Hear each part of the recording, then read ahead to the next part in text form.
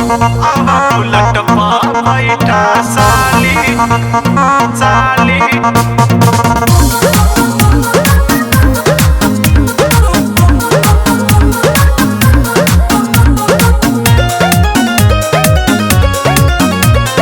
बोर हो खतावे मनवाए जीजा, लेके चली हमारो के संगवाए जीजा। अच्छा गाँव छोड़ी तो निसाहर के नजारा दिखा दी।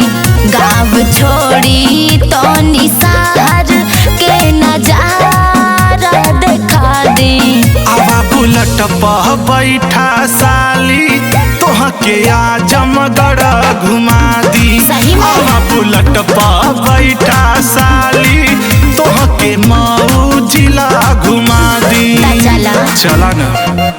आवा बुलेट पर बैठा साली साली।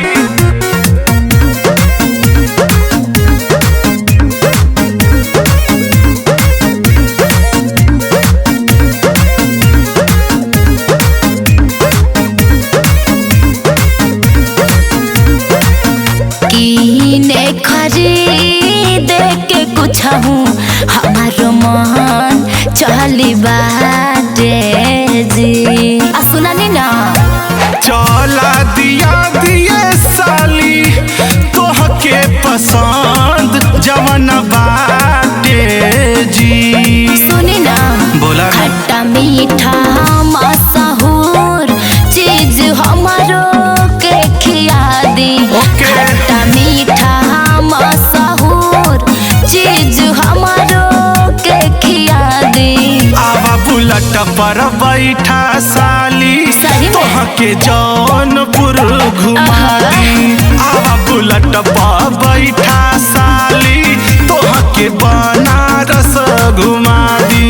ओके आवा बुलेट पर बैठा साली साली।